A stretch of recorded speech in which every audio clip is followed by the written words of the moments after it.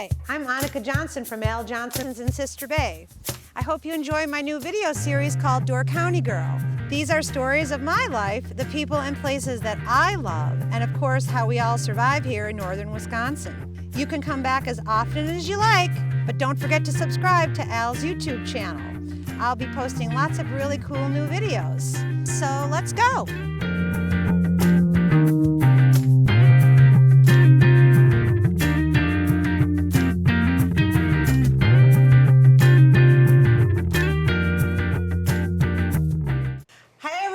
Welcome to another episode of Door County Girl, and I'm back with my brother. Hey, it's Rolf. Yep. And today, you know how I like to talk about my t-shirts, right? Okay, Stay Wild, Ocean Child, Freaky Tiki. You know where this is from? Hawaii. No. It was there and then gone. It was there and then gone. It was there and then gone. It doesn't exist right now. Is it a place or an island? Well, you know what happened last year? Oh, yeah. So Fort Myers had a horrible hurricane come through, and my sister-in-law and my brother Lars vacationed down there because their son Thor was living there, and Jill brought this back as a gift. That's cool. So it's the Freaky Tiki, but I don't think it's there anymore. Yeah, so let's hope they rebuild. This is a relic. This is going to be an antique, like me. Yes. You can sell it on eBay maybe 40 or 50 years from now. Yeah, well, Roxy, I like to call them my daughter and my son. They are my son's brother and sister. And Roxy is a nurse down there right now in St. Pete, just doing a little helping out. She's a traveling nurse, isn't she? She is a traveling nurse, and she chose to go back to St. Pete and do a little traveling. And Zach has his own, like, big thing, I don't know what you call it, construction removal stuff. Like excavating or cleanup? Cleanup, okay. Big time. And foam right now is the big thing, where they want to get rid of those big foam panels and things like that. So he's got all his big trucks and his backhoes and his dump trucks. He's got to wear. Nobody likes cleanup. Yeah, they got to wear those big masks to breathe because they don't want to breathe in all that stuff. But he said it's unbelievable how much work they have for cleanup. Yeah, unfortunately, but fortunate for work-wise. But. Yeah, so anyways, I'm wearing my Fort Myers stuff today. Okay. You know what we're making today? What? Scandinavian almond cake. Which is my ultimate favorite. That is a super simple. If you go back on some of the Door County Girls, the visiting cake and all those other things, this is another one that's fantastic, super easy to make. We sell these in our boutique and online. It's called a Scandinavian almond cake pan. And you can also use it for cardamom cakes and different things. It's very thin. Some of the people have trouble getting it out of the pan, and I'm going to show you the trick today when you make an almond Scandinavian cake, how to get it out. Well, also, you didn't mention, though, when you get this, you get the little recipe right in there. And that is exactly the recipe we are making. Yeah, so when you buy this little, we have them in, this is a regular pan, and we also have the non-stick version as well. But when you use the non-stick version, sometimes you just want to be a little safe and put a little something in it. Absolutely. Yeah, I don't trust non-stick anything. You know how it is when you're trying to get a cake out of a pan, people. You got to have something to get it slippery in there to get it. We thought about parchment paper, but then you wouldn't get the ribbing. You don't get the nice ridges. Because these ridges right here is where you usually cut the cake. It usually kind of makes it. It's kind of pretty. It's a great gift. If you guys know anyone who likes to bake, this is a simple super inexpensive, and you can't, there's a million uses for it. Yes. You can make all kinds of different cakes. And what's nice about this one is start to finish and you're ready in less than 40 minutes, I'd say. Yep.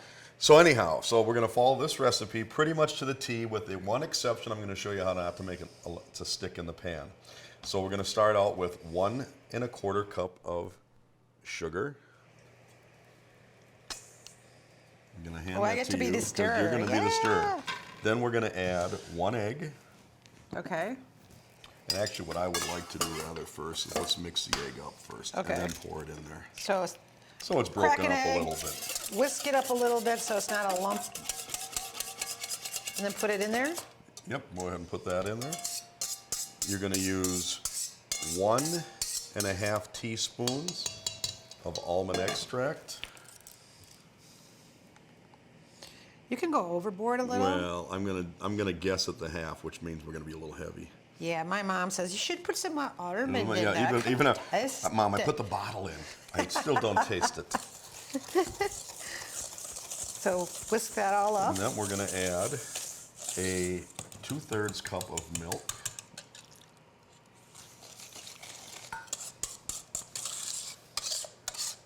Can I steal that empty bowl from you one more time? Yep. Okay, we're going to weigh out the flour. Why do we weigh out the flour? Because Mrs. Hickey told me to. Mrs. Hickey, you know, we talk about her a lot because we did home ec with her and home economics in Gibraltar High School, which I don't even think they have anymore. Which They have Gibraltar High School. They just don't have home economics They should anymore. have home economics. They should have never gotten rid of home Rolf economics. and I know how to sew on buttons and make clothes and make a football, and we can make surprise muffins. And yeah. I can run a simple kitchen in a household. Otherwise, I can run a commercial kitchen because that's what I do now. But thanks to Mrs. Hickey, I can be a homemaker and a very good one. See how all you teachers taught us Oh. real well and valuable I have lessons for life. so many favorite teachers. Yep. So we're going to weigh this out. It's calling for 1.25 cups. And I did the math earlier. That's about 5.3 ounces of You're at flour. 4.3. If you have You're a 5.4. 5.3. If you have a sifter, go ahead and use it. If not, use a scale. I find the scale a little easier. So we're going to also throw in there some baking powder. Okay. And it calls for how much? 1/2 teaspoon, right? Yep. So that's not very much. So there's the 1/2. It's not a cake like that rises typically so much. It's more of a pound cake consistency. Yes. Yeah, so and, it's and you could use oil. It calls for butter. Butter gives it a little more granular texture. It's not so dense then. So I have a question. Do you remember Sara Lee? Sara Lee, like everybody doesn't doesn't like something, Sara but Lee. nobody doesn't like Sara Lee. So anyway, I remember Mom always bought Sara Lee pound cake. Right. Because she didn't want to make cake. And she'd make strawberry shortcake out of it or put a little... Oh, everything. Yeah. Birthday cakes could But come we had it at the nowadays. restaurant for the longest time, and Dad would always go up there and get a slice. That's what this reminds me of a little bit, is the Sara Lee pound cake. You know, if you love Do they even make it anymore? Yes, they do. But if you left the almond extract out, you could make an excellent pound. You know who makes a really, really, really good pound cake? No. Bruce Alexander at Alexander's. He's one of our favorites. I don't know by if it's the on the way. menu, but if you ever ask him, hey, make me a pound cake, he'll say no. 2 days later, you'll have a pound cake. Yeah. He'll make it for He you likes anyway. to make a fuss out of it, but he'll make you maybe 10. Yeah. All right, so we're going to add to this melted butter to the flour. Okay. And you're going to mix that up. All right. So this is just flour and melted butter, and that's ours. And the baking powder. Okay. So just a little bit. Okay, now we're going to add Maybe I should have this. used a spoon. No, it'll come off in this. Okay. So go ahead and mix that together.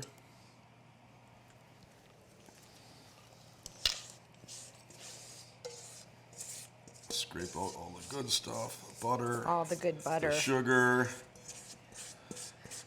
Because I like butter.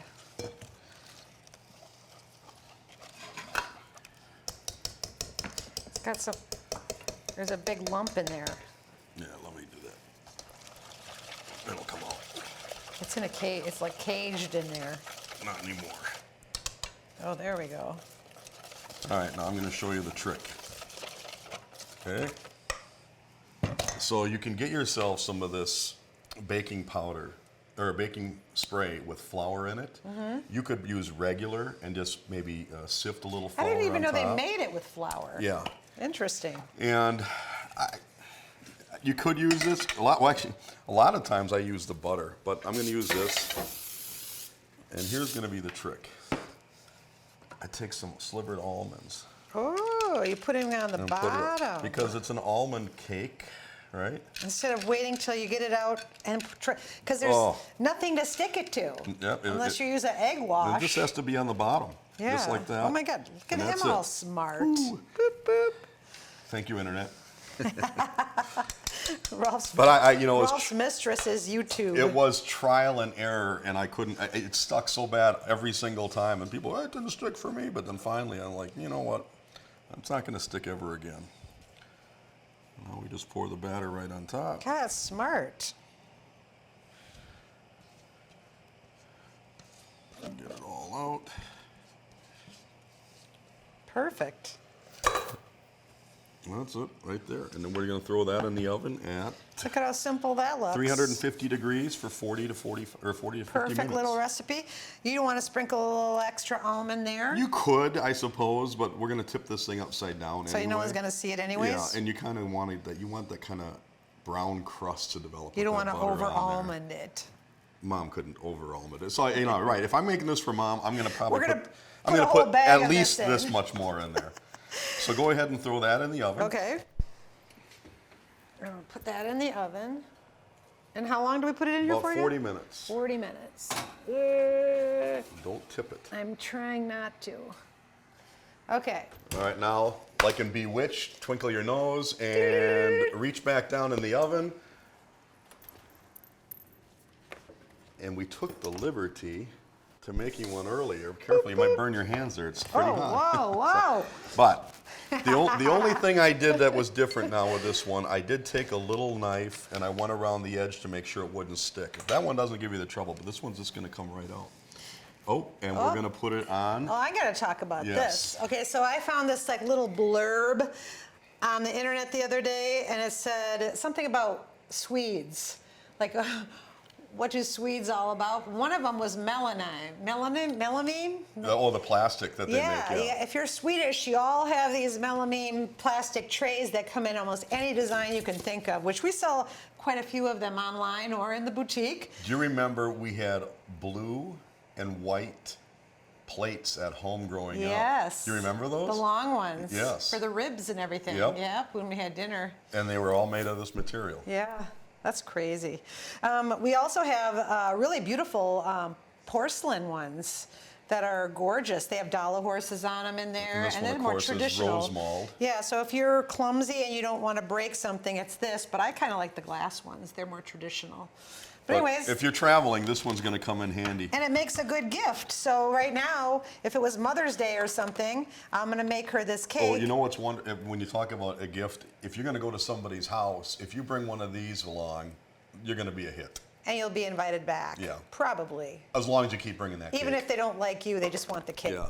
So, see how it came out? Oh, look at how the almonds are in there. That's a smart move, Rolf. I really think that's cool. See, now, like right now, you could take this, wrap a little bit of, put a ribbon on it, and bring it on over and say, oh, and I brought you a gift, and the little tray goes with it. And it's not that expensive. Yeah. And the other thing that's very nice about this, if you really want to dress it up, you could put a little icing on there if you wanted to. Powdered sugar is what I would probably do. My sister she wants the crunch of this outer shell, and we're going to see how we did with it. Oh, yeah, the crunch of it is like the butter part. That's like crunchy butter. So good. Like if you're going to dip this in coffee, you'll be happy that it's crunchy on the outside so it doesn't all fall into your cup and create Fim. Everybody knows what Fim is since they've been All watching. Girl episodes, we talk about Fim because Rolf invented it. No, I did not. It's a Swedish word. It's not. Yes, it Annika, is. help me out here. My cousin Annika, Madeleine, my cousin No, help me out here. Nicholas, Everybody Paul, in Sweden knows Monica. what Fim is. Hey. Fim, if you take a cup of coffee and dip a piece of cake, a cookie, whatever, in your coffee, the remnants that's left behind floating in the bottom is Fim, and that's the best part.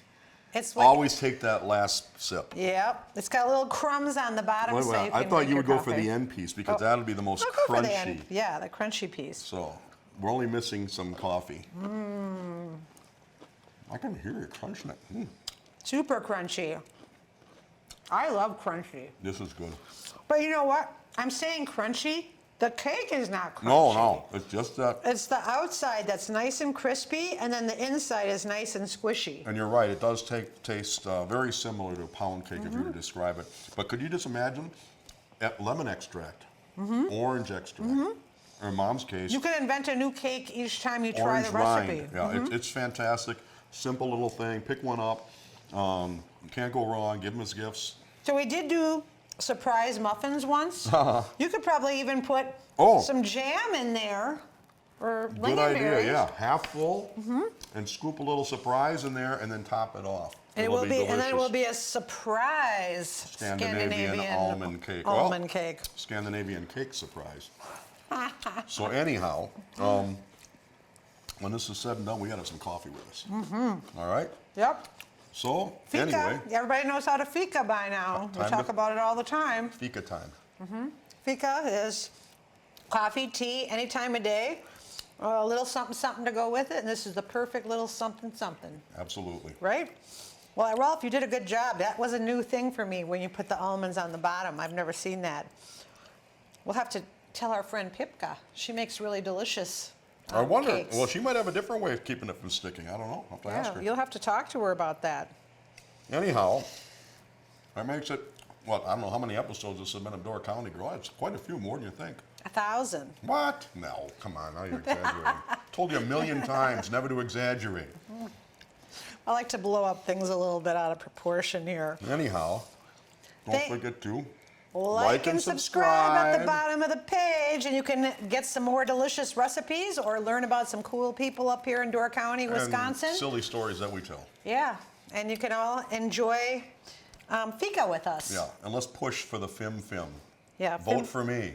That's going to be in the new Swedish dictionary when it comes out. What do they pick sometimes some words to come out? You can look in an old relic of a Swedish dictionary, and it's in there. Help me out, cousins. No. Help me out. No. All right. Hey-do, everyone. See you next time. I'm going to eat another piece. Thanks for watching Door County Girl. Don't forget to subscribe, and we will see you next time.